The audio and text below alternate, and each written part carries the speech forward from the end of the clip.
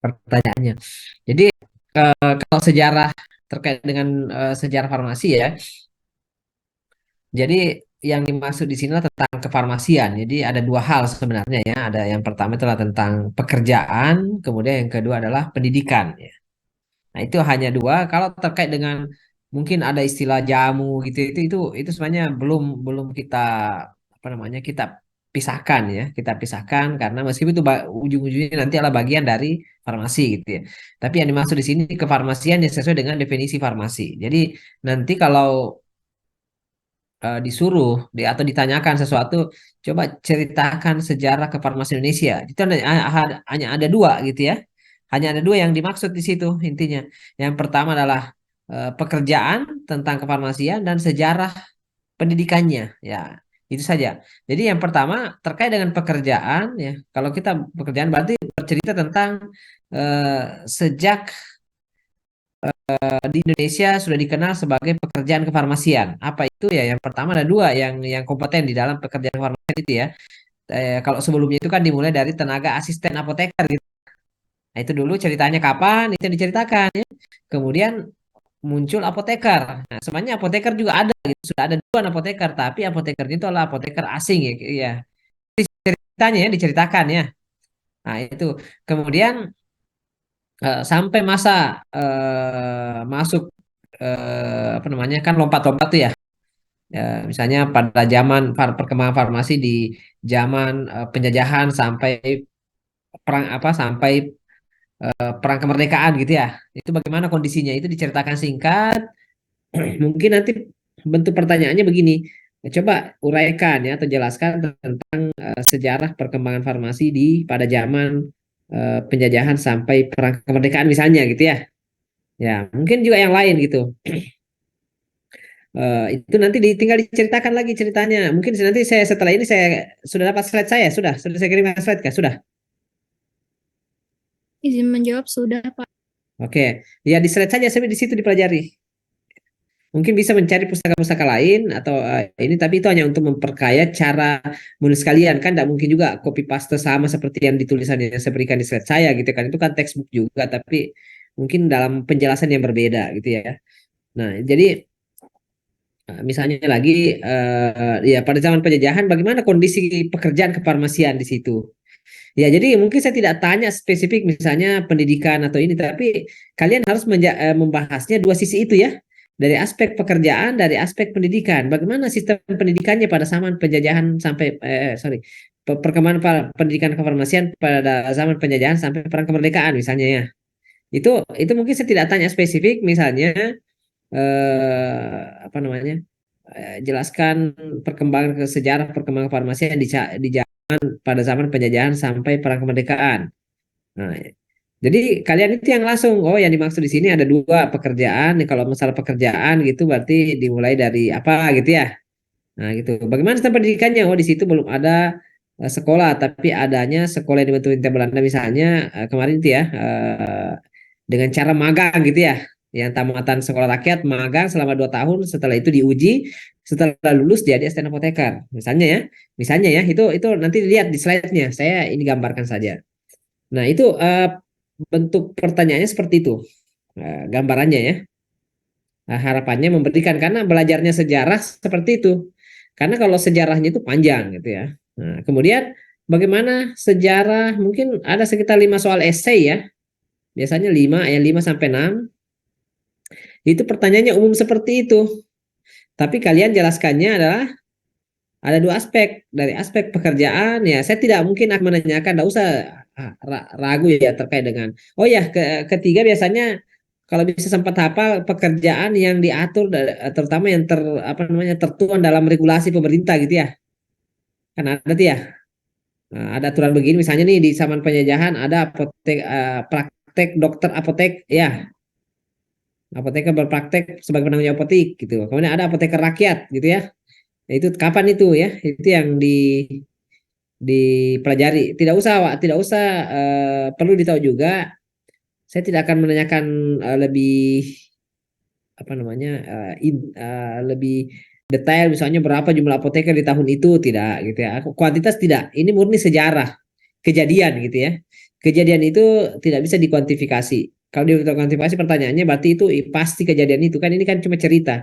Kita juga tidak tahu pasti betul terjadi seperti itu yang di, kan kita juga coba baca sejarah gitu ya. Nah, tapi mudah-mudahan sejarahnya lurus, bukan dibengkokkan gitu ya, bukan dialihkan. Nah, itu sampai di zaman misalnya ya, pada sampai di zaman apalagi ya, terakhir misalnya ya, eh, sejarah, kan ada terakhir itu sejarah pendidikan farmasi ya. Nah, mungkin yang dimaksud di sini sejarah pendidikan farmasi adalah itu mulai dari zaman penjajahan juga sampai dengan kemerdekaan sampai sehari ini. Ya, itu mungkin bisa juga dibuat apa namanya, semacam alur cerita ya. Cuma petakan saja nanti pada zaman reformasi, pada zaman Orde Baru, pada zaman Orde Lama kan itu ya. Itu yang berkembang ya. Nah, sebenarnya pada zaman reformasi itu 98 sampai 2000 itu sampai 2010 itu sebenarnya menarik. Itu bisa dipecah kasusnya apa namanya, kondisi kefarmasiannya semuanya bisa dipecah. Cuma saya kemarin belum petakan ya, nanti insya Allah materi berikutnya karena itu menjadi sejarah juga. Kemudian 2010 sampai sekarang itu juga berbeda kondisinya pada zaman itu ya.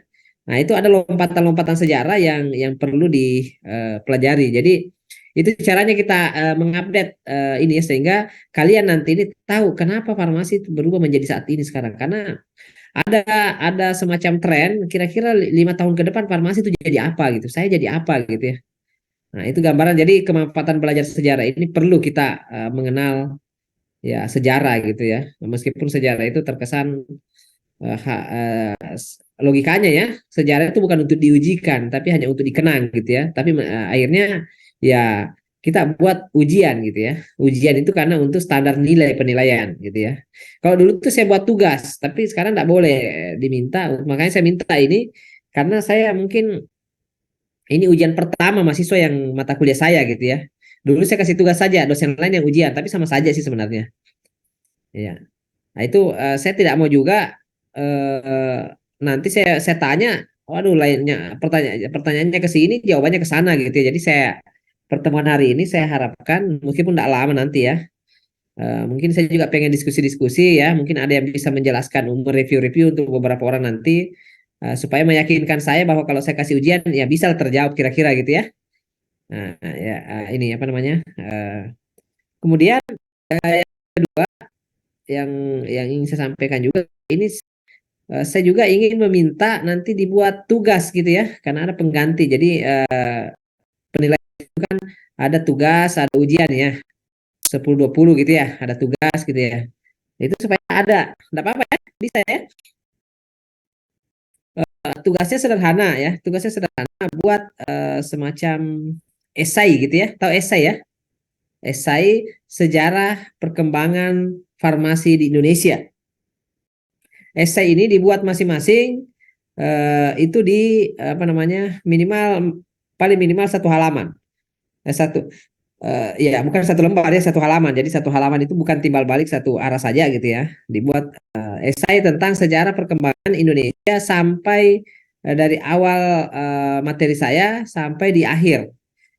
Nah, dibuat dengan bentuk narasi yang berbeda, jangan lagi sama persis menyalin punya saya gitu ya. Itu ditulis tangan. Nah, tujuannya ditulis tangan apa? Supaya kalau kita menulis pasti dibaca. Kalau dibaca pasti tersimpan di otak, gitu ya. Itu tujuannya. Kalau mengetiknya bisa jadi, tapi kepepetnya copy paste gitu ya. Nah, itu. Tapi kalau tulis tangan, Anda juga punya teman, itu masih tersimpan di otak. Ya. Kenapa? Karena Kak ini saya ulang, ya. Ditulis ulang. Ya. Jadi konteksnya pun itu, jadi kalau sudah tulis berarti sudah baca gitu ya, selama yang itu benar, kecuali kalau salah-salah juga ya itu tugasnya. Bisa ya, ada keberatan Izin Pak, ya. tugasnya di kumpul fisik atau scan Isi ya, kan kita di kampus juga ketemu kan, fisik mau ke ruangan saya kan. tahu Pak? bawa ke ruangan saya, nanti itu misalnya nih dikumpulnya paling lambat, misalnya nih tadi jam 10 ujian, berarti 1 jam sebelum ujian udah di ruangan. Gitu ya. Atau lambat jam setelah ujian, paling lambat. Ada di kelasnya ya. Nih. Maksudnya kalian tulis sambil baca, karena kalau sudah pernah menulis tangan, meskipun capek tangannya menulis, ya, dan itu harusnya latihan gitu. Kalau saya kasih tugas itu tulis tangan, Pak modern Pak sudah ada begini, bukan itunya. Saya paksa kalian baca gitu. Kenapa? Karena kalau menulis pasti sudah membaca dulu kan, sambil membaca sambil menulis. Jadi nyontek pun itu pasti ada tersimpan di otak. Jadi suatu saat nanti itu ada diingat, meskipun hanya 1 titik, ya. Tapi itu ada. Kalau di copy paste saya yakin kalau kepepetnya itu sudah tidak sempat dibaca, copy paste saja atau langsung print.